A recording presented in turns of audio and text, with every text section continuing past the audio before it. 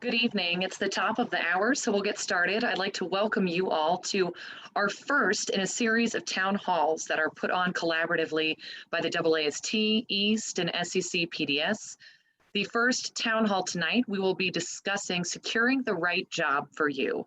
And we have the privilege of having our speakers tonight join us, Dr. David Spain and Dr. Linda Dultz. And my name is Julia Coleman. I'm a PGY6 General Surgery resident, University of Colorado, Denver.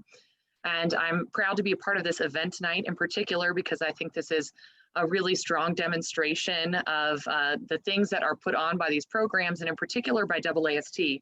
As I'll mention in introductions, Dr. Spain is the president of the AAST and Dr. Dultz is the secretary of the AAST Associate Member Council. And I have the privilege of serving as the chair of the Communications and Social Media Committee for the Associate Member Council. So I will make a small plug at the beginning of this town hall. For those of you that are in training or early career surgeons and are interested in getting more involved in AAST, feel free to reach out to myself or Dr. Dultz about opportunities to get involved in AAST Associate membership. So without further ado, we'll get started by first discussing the agenda.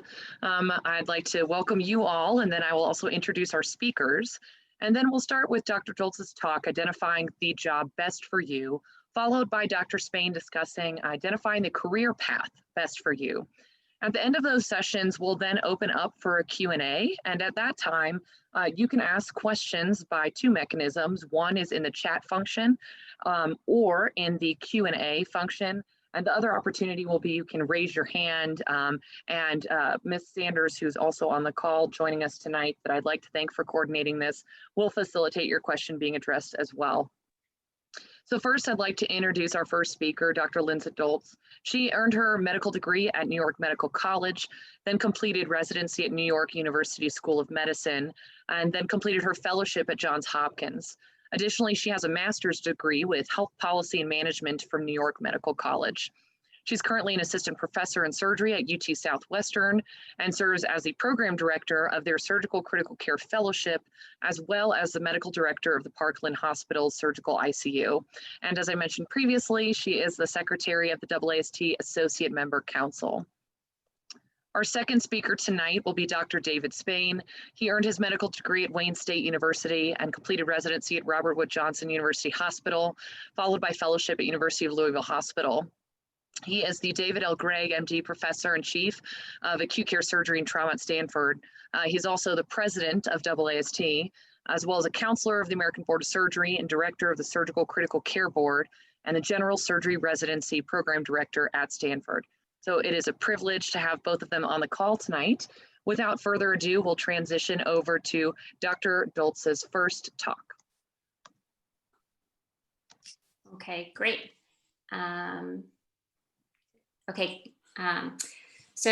First I want to say thank you to everyone involved, AAST, East, SEC, PDS, for helping the Associate Member Council put on this series and allowing me to speak tonight. Let's just get right into it, I think. So Julia, can I have the next slide? So I do have a couple of disclaimers before I start. This is not a talk on evidence-based medicine. Most of the things I will discuss are a collection of experiences and opinions. I did poll several surgeons while compiling this talk, so I do feel comfortable saying this is based on a variety of experiences. However, nothing is set in stone. Just because I'm giving this talk does not mean anything I say is absolute. And when it comes to this topic, everything can be customized and tailored to your needs.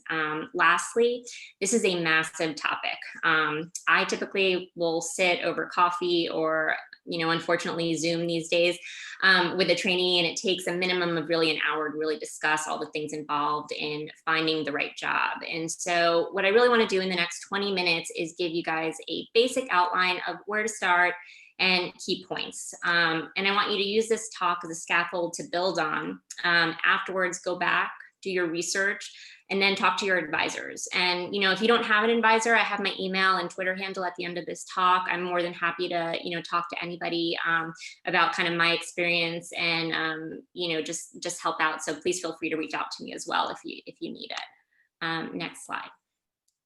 So when I was making this talk, I tried to think, where do I start? And it's hard because I think most of the people listening here are going to be either junior residents, senior residents, or fellows. And so I think the key to this slide I thought was, everything is fluid. And so from the time you start residency until the time you're done with training, it really can be as long as 10 years. My journey was 9 years. And so what I think this slide tries to show is that you're not the same person from when you begin to when you finish your training, and your priorities and your goals are going to change, and that's okay. I think the key really is that you have to constantly kind of step back and reassess where you are in life. And that reassessment of priorities is going to be key in finding the right job for you. Next slide. And, this is typically what we all think is going to happen. We sacrifice ourselves physically, mentally. We finished our training and our dream job is going to be waiting for us once we're done. Next. But, in reality, it's just not that simple. So you realize no one is just going to hand you the perfect job. And, you have to start your job search, and you just honestly have no idea where to start. And so I saw this meme and I thought, well, this is me in so many ways, and probably a lot of people that are searching. I knew exactly what to do, but in a much more real sense, I had no idea what to do.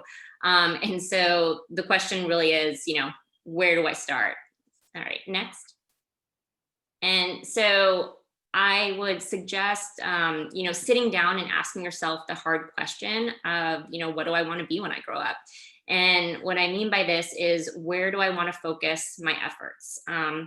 The number one thing I love about our specialty is that it affords us a number of different career paths. Almost all of the other specialties have, this similar pattern of elective surgeries, clinic, a few calls sprinkled in there. And I think our specialty is really unique in that, you can have 4 different routes. You have trauma, you have emergency general surgery, you have critical care, and then you have elective surgery. And what I can tell you is that it's extremely hard to find a job where you can do all 4 and do all 4 equally. We graduate, and on interviews, people ask, what do you want to do? And the most common answer is, well, I just want to do everything. I don't want to limit myself. I want to do everything starting off, right? And I think that's fine. I really do. And I think it's good. I mean, that's what I thought as well when I first started. And I think it's good to start off broad in the beginning, but then you want to narrow down later on. And so I would suggest to everyone that they kind of, think about, what area can I just not live without? Right. And so if it's trauma, then, you want to be at a busy level 1 or level 2 center. If you have to have EGS, then, maybe you don't have to be at a place that does trauma call, but only a university setting that does just EGS. Or if you love robotic hernias, then you're going to need an elective practice, which some places don't offer. And so you have to sit down and start really thinking about the hard questions. Next.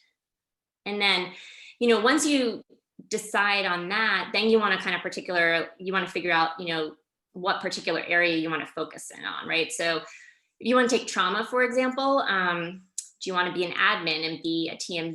Do you want to run a division, be in the C-suite of an organization? Or, do you want to be a researcher and get extramural funding? If you want to do trauma education, do you want to work on simulation, teach fellows, do stop the bleed programs? Or, it's perfectly reasonable just to, want to do a lot of clinical and just do a lot of high volume operative or, non-operative management. And so all of these are options. And I put the arrow on the bottom to show that, again, nothing is really set in stone. You can always try one route, and if it doesn't work, you can switch. That is, acceptable. But the key is really to start asking yourself these hard questions. Next. And so now you've thought about what area and route you think you want to do, right? And so that leads us to the type of institution. And so typically, if you want to do research or education, most of these jobs are going to be at academic institutions. And so these are the type of jobs that have students, residents, fellows, and will typically have the infrastructure to support research efforts. And if you want to be straight clinical, these are more your private practice jobs. And there's 2 tracks, really. You can work for a hospital, or you can work for a private practice group and go through the partner track. However, I want to be clear that there are people that are mainly clinical and work at academic institutions. And I think these are your people that are typically, your really great teachers and your great surgeons. And every academic institution needs these type of people because they need to support other people who are more research focused. And that's why you need a diversity of people in a group in an academic institution. So it's fine to be mainly clinical, but also work in an academic institution. So the main difference really is going to be in teaching and salaries. And so academic institutions traditionally will have a lower salary because they have more to offer from resources and infrastructure standpoints and to support your other goals and interests. Whereas private practice groups or institutions have higher salaries because you're more clinical.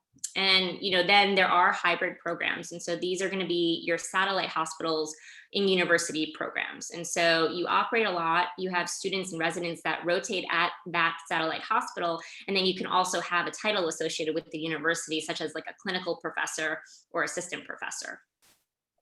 Next slide. All right, so please don't laugh. But so now you've gone through your professional goals, right? And so now just as important are your personal ones. And, these are really important questions you have to ask yourself. Where do I want to live? What are my hobbies? Do I want to be close to my family? Do I have a spouse? Do I have kids? Do I want to have kids? And, what are the schools like in the area? Kind of all of these really personal questions that, you've put aside for so long in your training, right? Because, you've sacrificed so much, but now is really the time where you have to be like, what other things are important to me and what do I need in that job? Because if you don't have that support system, then you're not going to be successful in your job. And so to give you an example also of, that you have to constantly step back and reevaluate your priorities. This was me. So the first picture is me in 2008 before I started intern year on vacation in Hawaii. And here I am 25 and single, no kids. And so I can tell you my priorities were very, very different than where I am now, which is the other picture with my husband, who's also a surgeon, and my 3 little munchkins who I just absolutely love coming home to. And so I think, for me right now, being at a place that's supportive with good family values that respects my own personal time is really important to me. But if you would have asked me when I was starting out as an intern, that was nowhere in my picture. So again, I think it's important to just reevaluate constantly. Every year I kind of do this and say, okay, where am I at now, and reassess. Next slide. And so now you want to take all your top priorities, right, from your professional and personal side, and then put them all together, and then you get your dream job. And that's it, you're done, no problem, right? So next. But in actuality, you never really get exactly what you want.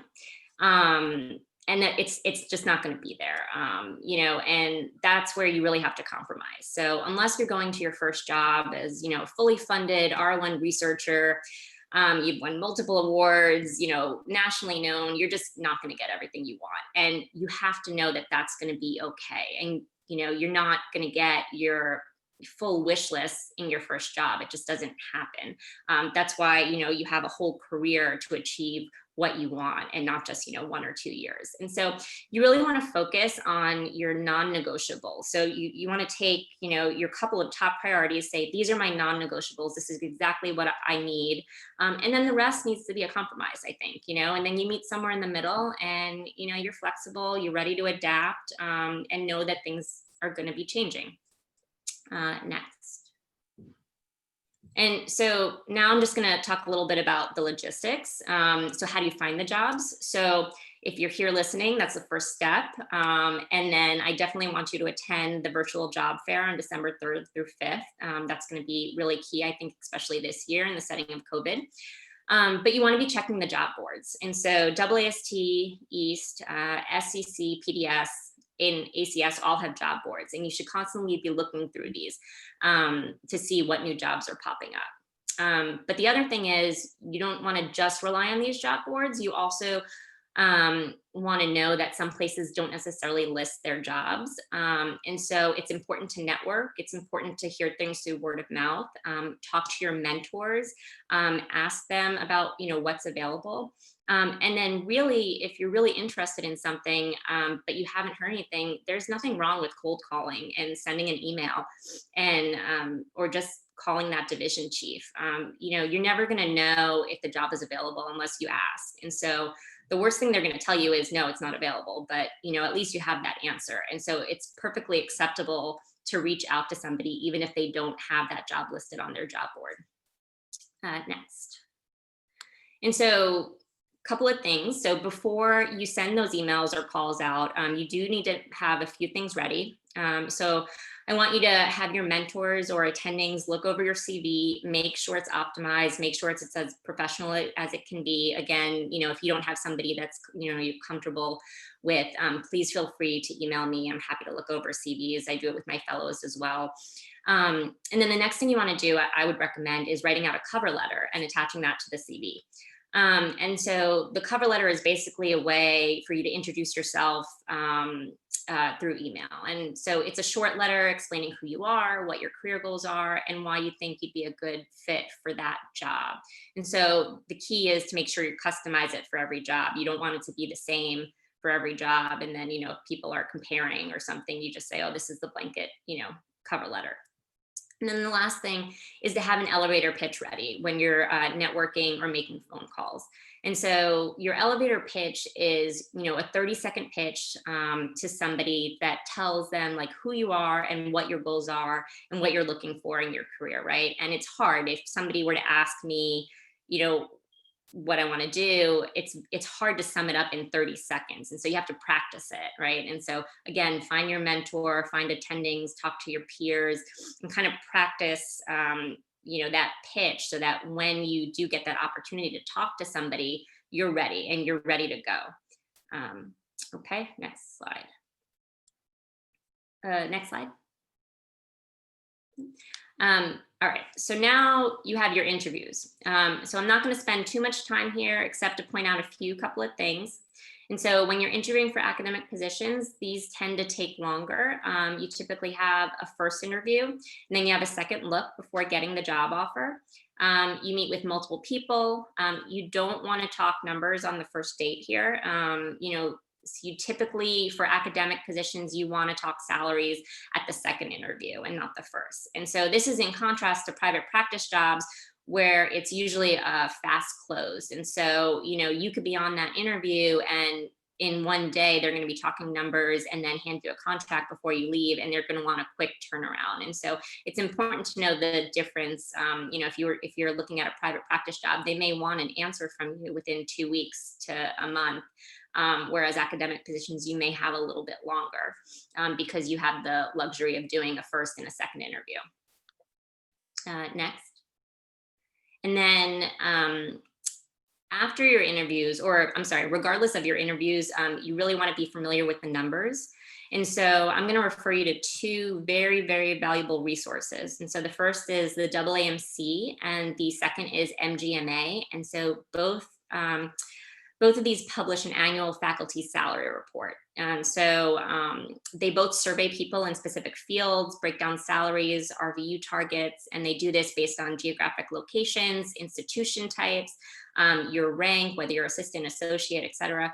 And the AAMC does it for academic institutions, and the MGMA is more for private institutions.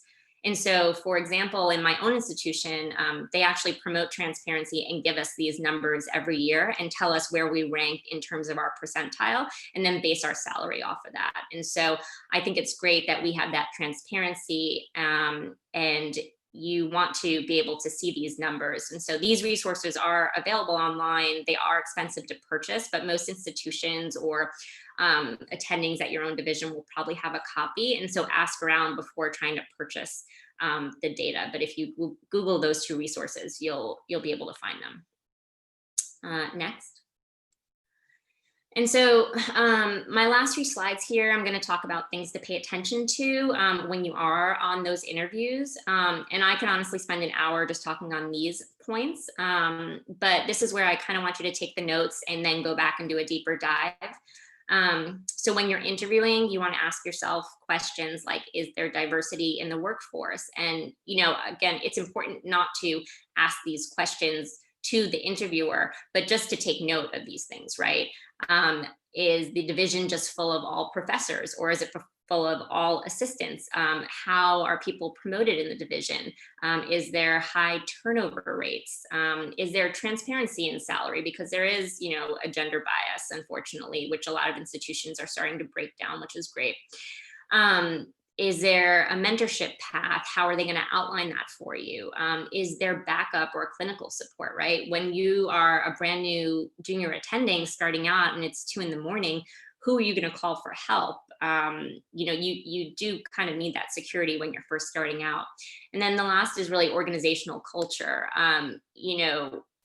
What kind of environment do you want to work in? And what do you kind of gauge when you're interviewing with people? I think that that's really important in terms of just, getting through the day-to-day daily grind and knowing how the place functions. Next. And so lastly, if you get the job offer, there are 2 things to pay attention to. So the first is you will get what's called a letter of intent. And so this is basically an organization offering you the job, but it's tailored specifically to your needs. And so this is where you want to specify your non-negotiables. So if you're doing research and you say, I need $50,000 in startup funds for research, or the maximum number of calls you're willing to take in a month, or if you want to get another degree and they're going to pay for it, things like that. So those are kind of customizable things that you want in writing from that job. And then after you sign that, then you get the full contract, which I would recommend that you always have a lawyer review, because there are such terms as non-compete clauses, termination policies that I'm not going to get into the weeds on. But each institution has variations on these. So it's just important to make sure you understand these before just signing. Next. And so final points, figure out what you want to do, and then make sure it aligns with your personal goals. Consult with others before signing your contract. And then this is a good statement. Remember, only 2 things in life are permanent: death and taxes. So if the first job doesn't work, you just learn from that and you move on. And that's really it. Last slide. And then these just some acknowledgements and some people in my division that helped me put this talk together that I got some advice from, and there's my email at the bottom. So again, please feel free to reach out to me. I'm happy to help with any questions. Dr. Dultz, thank you so much. I was so busy taking notes that I almost missed transitioning slides. That was full of so many incredible pearls. So I was taking pictures and ravenously writing notes. Thank you so much. We'll now transition to Dr. Spain's talk. Dr. Spain, feel free to take over screen sharing for your PowerPoint. Okay, I think you got to stop sharing. There you go. All right, now. Oh, wait, hold on a second.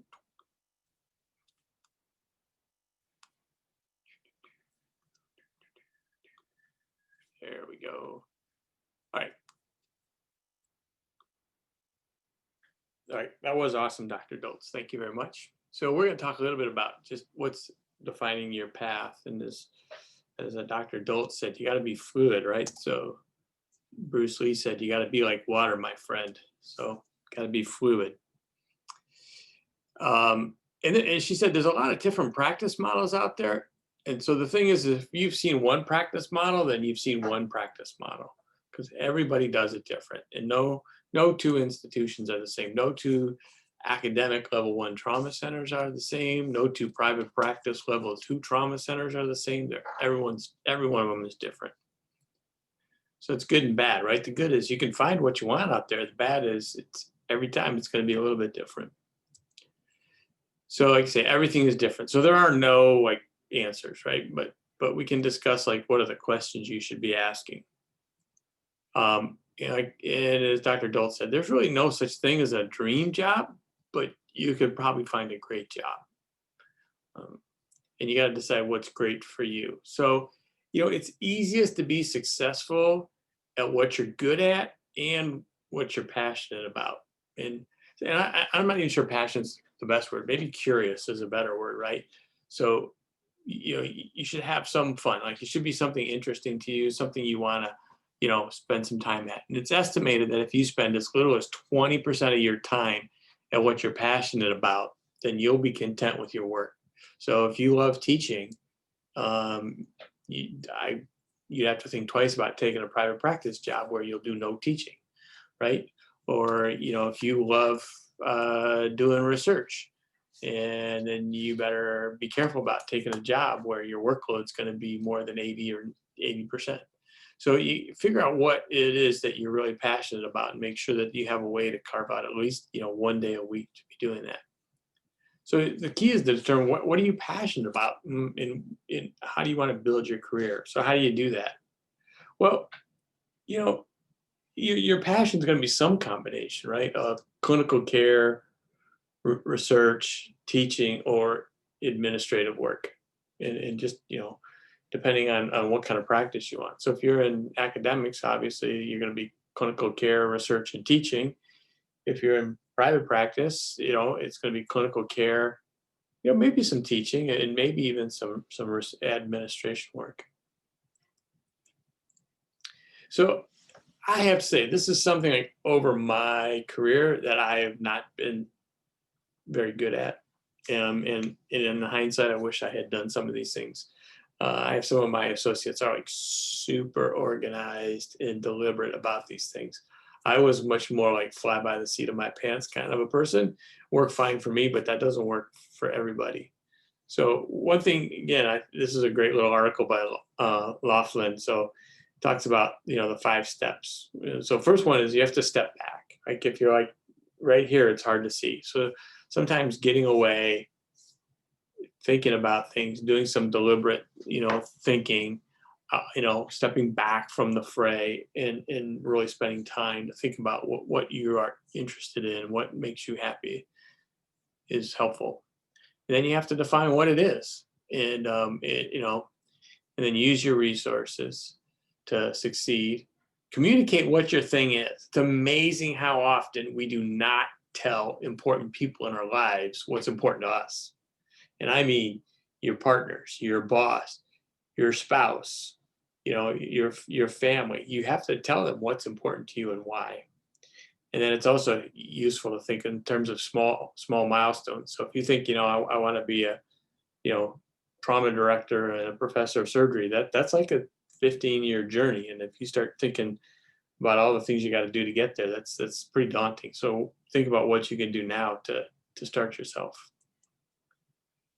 And so, you have to define your it. Like, so what is your most important thing and what matters the most to you? And is it patient care? Is it teaching? Is it research? And then you have to decide what it is, what's important to you. And then, determine what gets done based on, deadlines, values, available resources and time, right? So I always tell people you gotta be wary, of the tyranny of the deadline and just doing the next thing on your to-do list. And it's like a common thing with us. We're busy, we're running around, who's the sickest patient, you just take care of them next. And so there's a lot of crap you'll be asked to do in your careers. And some of it you can just not do. So I try to think in 2x2s, like, is it important or not important? And is it urgent or not important? Urgent. If it's important and urgent, you do it now. And if it's important and not urgent, then schedule some time to do it, right? And if it's not important and it's not urgent, don't do it. So again, I said one of the big problems is we don't communicate our thing. We don't tell people what's important to us.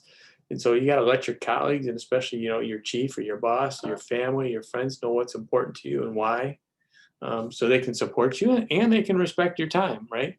And then it also helps to let them know why your important thing is important to them, right? So if your important thing is teaching, then you got to go to your division chief and say, look, like our teaching evals suck, and I'm going to make them better for our division, and that's going to be good for you when it's time for you to get promoted. Yeah, okay, great. So communicating what you want to do and why it's important for you and the group is really helpful. And then again, it's important to do like small milestones, keeps you from getting overwhelmed.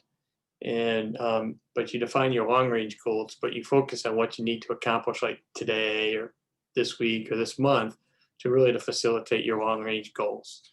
And if what now there's some things you're going to have to do that aren't facilitating your goals, right? Somebody's got to serve on the committee, somebody's got to go to clinic, but that stuff should all be stuff that's sort of shared equally amongst the group.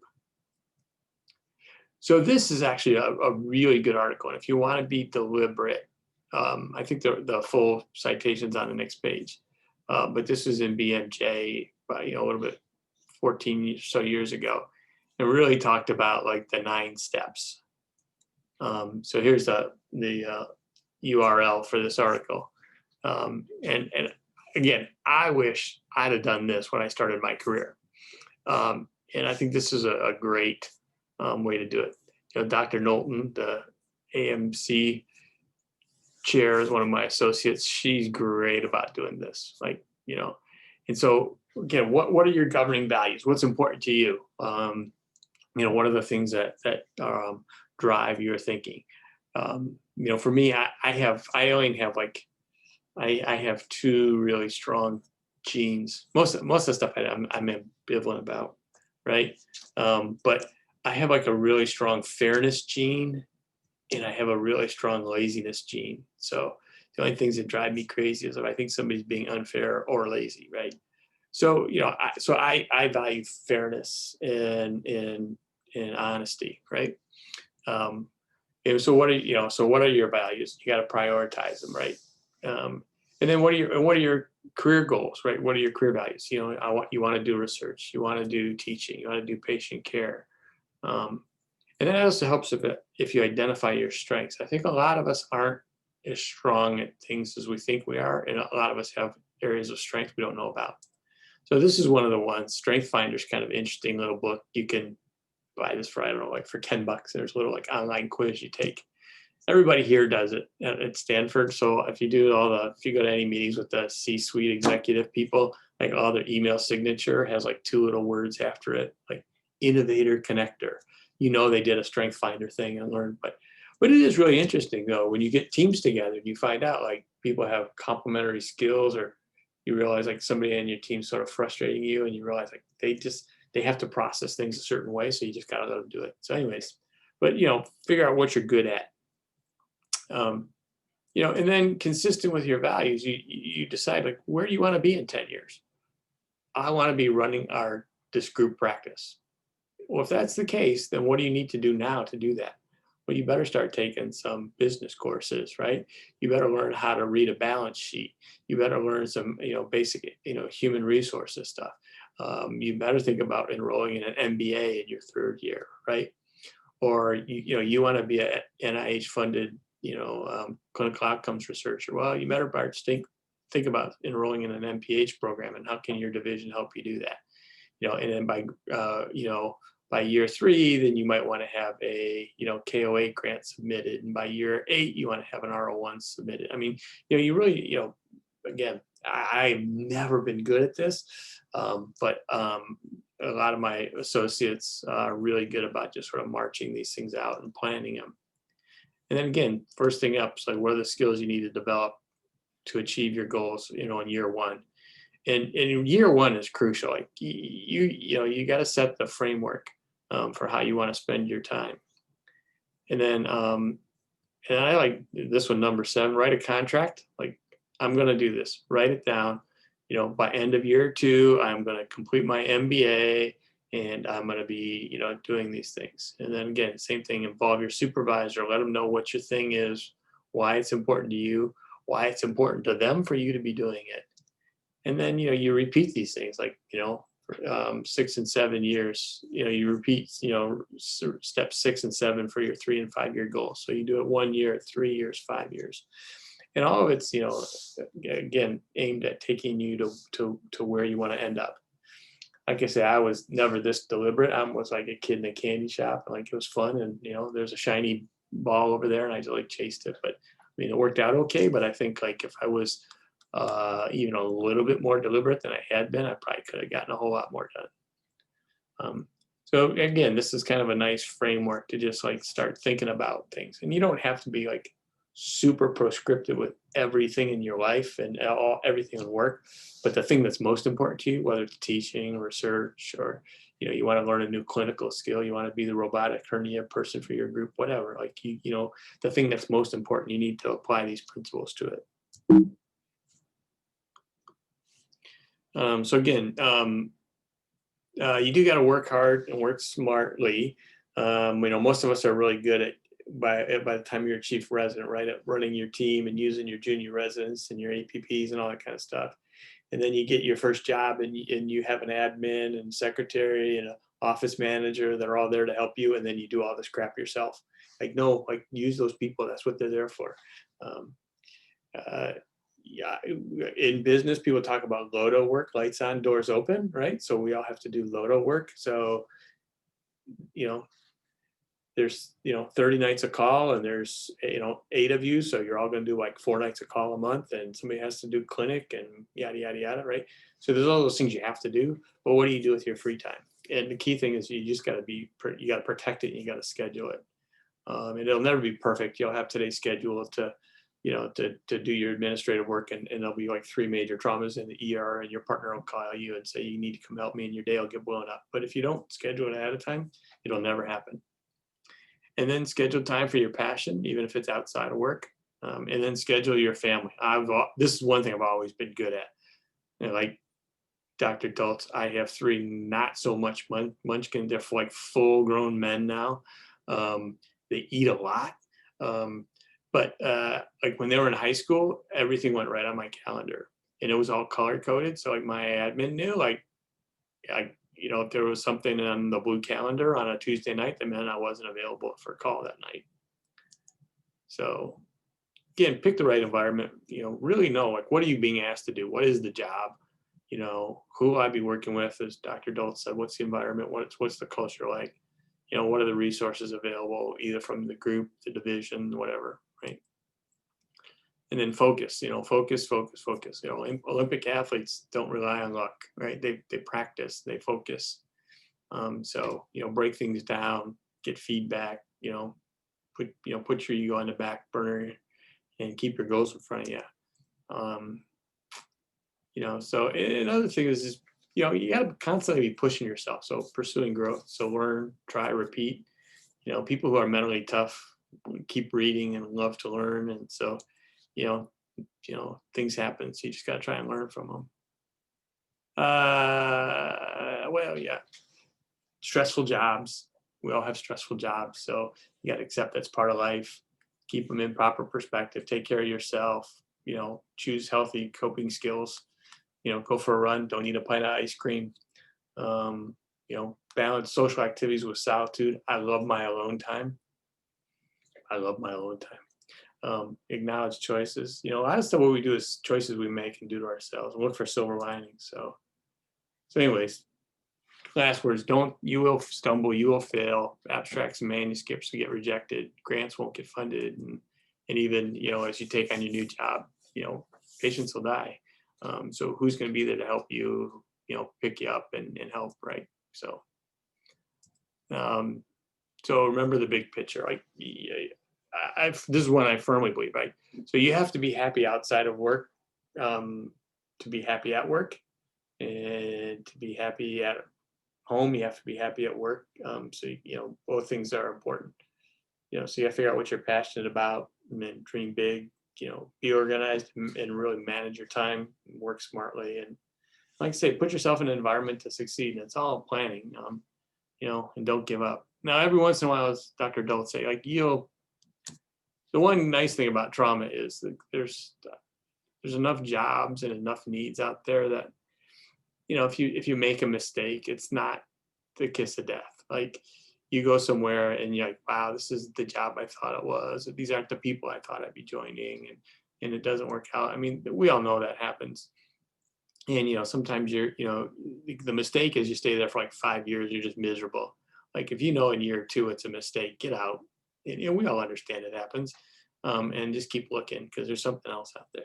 So I think that's the last one. There we go. All right. Fantastic. Thank you, Dr. Spain. I also was filling my phone with pictures of slides and taking notes. So thank you again. That was truly fantastic. We will now transition to Q&A. And again, as a reminder, you can type into the Q&A box. It looks like we've already got one question that I'll read out loud. And you can also raise your hand to be directed to ask a question as well. And I'm going to take the privilege of moderation to ask a first question to Dr. Spain and Dr. Dultz. I'll start with Dr. Dultz, which you talked about with your first job, deciding what are your non-negotiables and what are your compromises. And so I'm curious if you can give some examples of what you think are risky compromises. So things that you think would be a red flag if, say, you know, you look at someone's list, they say, okay, these are my, you know, coming to you for advice. And they say, these are my non-negotiables, and these are my compromises. Are there particular things that when you think about that you think, there are a couple core components that are risky to list as a compromise? So you're saying that these are some of your non-negotiables, but the institution is not necessarily like wants you to compromise on or potentially not going to. So like, for example, let's say I make a list and I say, okay, you know, my non-negotiables are family and location and opportunity for me to do research. And, you know, my compromises are salary and support for teaching. And you would say, looking at that list, like, well, you know, a salary is a risky compromise. Like you might not want that to be your compromise. Does that make sense? Yeah, I mean, the only thing, and you know, I'll let Dr. Spain talk as well. The only thing that I can truly think of that would be a red flag in terms of a self-compromise would probably be willingness to take on too much clinical responsibility. Because as a brand new assistant professor or junior professor, you know, where you're going to go, the fallback is to say, oh, well, I'll take the extra call. I'll do the extra shift. I'll do the extra, you know, whatever. And so I think it's important not to make that happen. You know, you want to, you know, be willing to help, right? You don't want to say no to everything too, right? Because, you know, just like my partners are always willing to help me out, I'm willing to help them out, right? So it's a give-take relationship. But you don't want to be that person that always says yes. And you don't want to be that person that takes the 20 calls, because it's great in like the first month or two or something. And you're like, oh, I'm getting all these cases. But that I think leads to burnout and job dissatisfaction really, really quickly. And with that can go salary, depending on how important salary is to you. You know, because then if you're working a lot, but you know, some institutions will just give you a base salary, and it doesn't matter. I can do, you know, 1 gallbladder, I can do 200 gallbladders, but I'm not going to make, you know, my salary at the end is going to be the same. And so you have to be mindful of that as well. But I would probably, the main red flag I could think off the top of my head would be making sure not to do too much clinical work in the beginning. Yeah, you have to over-represent what's most important to you. So if research is important to you, you actually want to, in your first 3 years, spend more time doing that than you really think you should, right? And, you know, or teaching, right? So you really need to over-represent it. And people always say, well, I want to ramp up my clinical practice. And then when that gets going, you know, 3 or 4 years down the road, then I'll start doing research. Never works. Because once you get clinically busy, it's hard to back off. So, you know, yeah, and then non-negotiable stuff is really gets to be around your, like, what's your passion, right? And you know, and then the other thing I think you both mentioned is transparency around scheduling and in salary is also really important too. Yeah. And if you're going into academics, the worst thing you can do is be the resident's new best friend. Yeah, Unless actually, unless that's your job. Like if you're hired to be a clinical educator and teach and do cases, then fine. But if your passion is to do research and you want to, be a successful researcher, then be careful about that. yeah, I completely agree with that, and it's hard to get tripped up in that too, right? Because you're somewhat of sometimes can be in a similar age group as them, and you want to be liked too, right? Because you're the new junior faculty and stuff, and so you want to be liked, you want to be that cool person and stuff. But I think that you need to make that distinction, between faculty and Yeah. resident, and not blur the lines per se, because there's a difference between being friends and being mentors, colleagues, et cetera. And you have to be super strategic, right? As you said, like you want to be available sometimes, but not all the time. Yeah. And so like you just, when they really need you, then because then they think you're there all the time, you're really not. So. Thank you so much. I've got another question for Dr. Spain, but I don't want to hog the mic here, and we've got a lot of great questions pouring in. So I'm going to start answering some of those. Dr. Febres asks, how can you reach out for a job offer that you rejected a couple of years before due to different needs, such as visa or money, et cetera? Yeah, I mean, life changes. So all you got to do is be honest with people, right? Say, hey, loved the opportunity a couple of years ago, but what's the right time for me, my family? Like I said, I'm ambivalent about a lot of stuff in life, but one thing is I feel real strongly is people have to be able to make the decisions they need that's best for them and their family. And so if things changed and now things are different, and just be honest with them. Yeah, and I think also, and this was true for me when I was going through fellowship too. Like, so my husband is in surgery also, and we had children and stuff. And so again, my priorities, that I had a lot of different things I was trying to shuffle. Same thing when I was trying to find my first job. And I mean, I've always tried to just be honest with people, and say like, look, I love your program, and or I love this job and stuff, but I have these other things happening. And I think if that program is going to hold that against you, then that's probably not the place you want to be anyway, right? And so, because we all have our things. I mean, we all, have our priorities, and have to figure things out. So I think just give them a call and say, things have changed, and I want to know if you have a job opening and stuff. I think it's totally fine. The next question is from Dr. Roubaix. How can I get to a position where I can ask for non-compromisable requests? You're there. I mean, right? If you're talking to somebody who's worth a damn, your new boss, your division chief, or whatever, right? If they're looking for somebody that wants to do X, Y, and Z, and you meet those, then you should be able to, tell them like, look, I want to do research, and therefore I need, 40% protected time my first 3 years. You got to be upfront, and they should respect you for it, and they should be able to tell you, hey, we can do that, we can't do that. And but I think like when it gets around things about what your career goals are, like say, you just gotta you have to realize like what are your things that you really gotta have. Yeah, I think too, I think if they're truly your non-negotiables, then they're probably going to be within your top priorities. And if they're in your top priorities, then you probably have examples in life and in your CV of how you've made those your top priority as well. Like, like Dr. Spain is saying, if you want to do research, then, if you're going to do 40% research, then probably in your CV, you have done, either 2 years of research or gotten a PhD, or, you've shown something, right? And so I think if you can show just the start of a track record, right?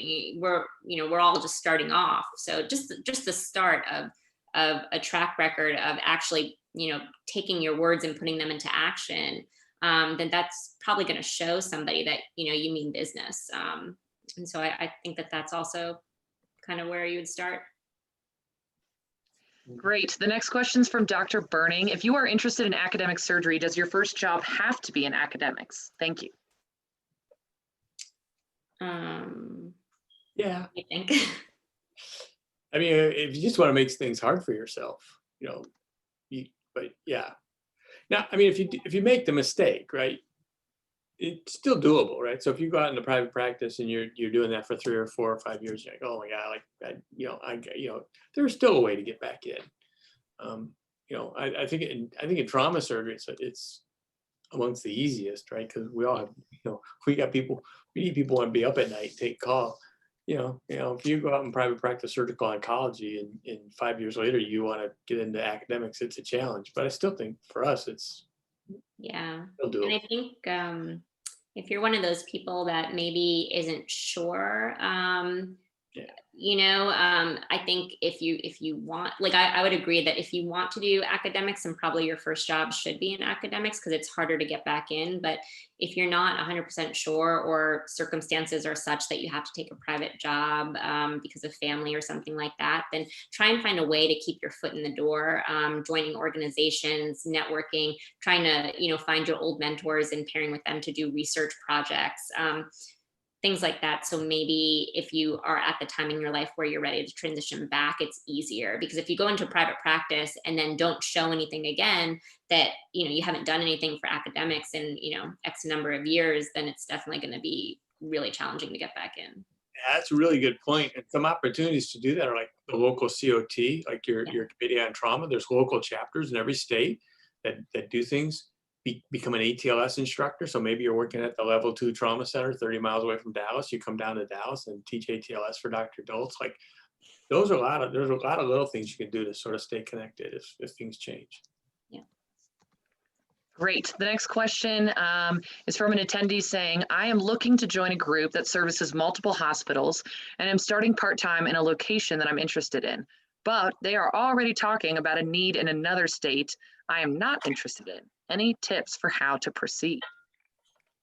Man, I used to work at like 2 or 3 hospitals before. I work at 1 hospital now. It's I don't have the patience for running around, but yeah, I think that this is a little tricky too, because it depends on the distance between the 2 hospitals and stuff. Like if it's, you're just at a state line and, it's just 20 minutes away or something, that's potentially one thing. But if you're looking at covering hospitals that are several hours apart from each other, I think that would be really challenging. And I personally would not recommend it. But obviously, again, if circumstances are such, that it works, then that's great. But I would have a serious sit down with that job, I think, before signing a letter saying that you would cover all of those places, and just potentially, try and negotiate something that you would only, cover, X number of hospitals or something. There's always room for negotiation, I think, and it's always in the deliberance of how you ask for things or how you negotiate, and seeing, where the wiggle room is and stuff. I think it's just, you have to be kind of cognizant of how you go about it. Thank you. Dr. Dumas says, Dr. Spain and Dultz, thank you for 2 great talks. And he is also another AAST Associate Member Council leader. So another plug for that great organization. He says, I have a question about titles. How important do you think it is for junior faculty to have titles, i.e. Associate Director of? Obviously, what you do in your first few years is more important, but do titles matter? Well, he's my partner, so so I'm not going to answer that one. I'll leave that up to Dr. Spain. Yes and no, right? Titles without real responsibility are, it's just fluff on your CV. And if, in a couple of years from now, if somebody really wants to know, like, they'll ask you, like, what did you do? Like, what was your responsibility there? And if you can't articulate, like, so if somebody just gave you associate director of X and they never asked you to do anything, so I had that, I've had that happen, right? So, again, a title without real responsibility isn't that crucial. Yeah, I agree. I think the titles have to align with your overall goals. And if you're talking about academics, like, when it comes time for like promotion and stuff like that, the dean's going to want to know, like, how many papers did you publish and how many presentations did you give, and what's your national reputation, that kind of stuff. Titles, less so, but. Dr. Grifford asks, what advice would you give your younger self as you were just finishing up your chief year and about to start fellowship in 9 months to prepare for your future job? I have to think about that for a second. I guess. So for me, I mean, God, I guess I'm older now, but I think for me personally, I actually probably focused too much on, the research, the publishing, I would actually say that your operative experience in terms of teaching and learning and things like that is limited and protected in terms of, your residency and your fellowship. And I would just spend as much time in the operative room and learning, as possible, because once you become a faculty member, it's a little harder to start learning tips and tricks from people. And so I don't think I really paid as much attention to that as I should have. So that's honestly for me, I would do that more so than publish more papers, because now I can do that. Now I have more time. But doing more surgeries was beneficial. Yeah. Operate a ton. Yeah. Dr. McPherson asks, aside from the EAST and AAST websites, are there any other good places to search for job openings? So EAST and AAST, I think, have the most. Obviously, like we talked about, we're going to be doing the virtual job fair, so I would definitely recommend attending that. The SCC PDS does have some jobs listed as well. It's the Surgical Critical Care Program Director Society. And then also the ACS website has a job board, and that you just have to search through that, trauma surgeon, critical care. And then, the way I found this job at Parkland was just making a cold call, honestly. My husband is a surgeon as well. They had a job opening in his division that he was interested in. And then I said, well, I don't see anything open, at Parkland, so I guess they don't have a job. And then I called and they were like, oh yeah, we're actually hiring. So I think if there's a place that you're interested in, there's no harm in just making that phone call. And people know people and what's going on, part of the reason we're going to do all this is a lot of this happened at the AAST meeting and at the college meeting, and you're taking your fellow out for a beer and you run to your friend and they're like, well, we're not really looking, but if you got somebody good, we might be looking. And, there's a lot of that happened. And so that was the whole genesis for doing this tonight, and then you follow up at the East meeting in January and, but. So we'll move on to some other questions, but I will say there will also be some information right at the very end of this about not only more town halls that we have, but also information about the job fair. And another attendee asked, do you have any advice on how to approach pursuing a job at your home residency institution? This is from a current PGY5 going to a 1-year fellowship. Yeah. Now you talking about going away and coming back, or just staying there? They don't specify. Yeah. My general advice is negotiate like you don't know them. Like, right? If they want you, they should be willing to give you, as much as they were going to be the next person. So. So you're going to give the next person a $15,000 moving allowance. Guess what? I don't have to move. So you just put that extra $15,000 in my research account. So you should negotiate like you don't know them. And they should be willing to treat you as good as they would anybody else. Yeah, I completely agree. I think a lot of people, including myself, fall back on the idea that you've trained there, and so you still have that mentality of a trainee, but when you're trying to transition to a faculty at your home institution. And so that can be very challenging sometimes. And you're still viewed as a trainee, to your other attendings. And so when you negotiate, you're kind of still in that mindset. And so you have to get out of that mindset and think, this is like any other place, basically, and just do that same negotiating. I would also say, if you're going to negotiate at your home institution, and that's the job you want to be at, I would still interview at other places. I wouldn't just say interview at one place and that's it, because you want to know what else is out there. You just want to know what other places are offering, and salaries, and things like that. So just go and interview at a couple of other places just to make sure. There are two more questions, and I realize it's the top of the hour, but we'll go through these two quick questions, if that's okay. And then I'm going to pull up a slide with information about the upcoming town halls and the job fair. There's a comment here in the Q&A that is very gracious compliments about the session. Thank you. The next is from Dr. Meshkin. Do you anticipate an increase in positions and jobs in the coming month? How do you go about interviewing at multiple institutions, and at what point in your fellowship year would you recommend securing a job? All right, so first of all, Dr. Meshkin's our fellow, and the ICU census is sky high. So Sean, you better get back to work. So just kidding. Yeah, I don't know the answer, actually. I don't know. I'm going to defer to Dr. Spain, and if you think like there's going to be all of a sudden a surge of job openings, in the next couple of months, once the virtual fair opens, I would just assume to keep, looking through the job boards and figuring out which jobs you're interested in, and just keep, and as they pop up, just start reaching out and start interviewing. I don't know if you think that more jobs are going to come out. I think so, but I know I was talking to another trauma director last week, and they need people, but their university's under a hiring freeze right now, and they're thinking it's going to get lifted in January. So I have a feeling like now, a lot of places are going to have to start lifting these hiring freezes, because there's just patients to take care of.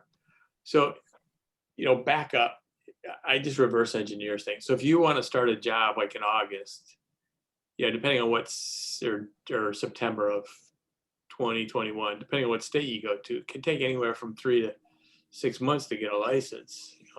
6 months in California. So somewhere March, April, you probably should have a pretty good idea where you're going. Which back up 2 interviews, as Dr. Dultz said, like you probably got to have round 1 of interviews like pretty soon, December. Early January, round 2, late February, early March, final negotiations, so it's getting a little late already. I have a sneaking suspicion that a lot more jobs will open up, but I also think there's some more out there that people just aren't advertising right now. We'll take the last question from Dr. Kaplan, and then I'll close with some information about the town halls and job fair. Dr. Kaplan asked I'm also interested in, for an aspiring surgeon scientist, what is a normal, reasonable, most common amount of non-clinical protected time to ask for in order to get research started, apply for grants, etc.? 40%? Question mark.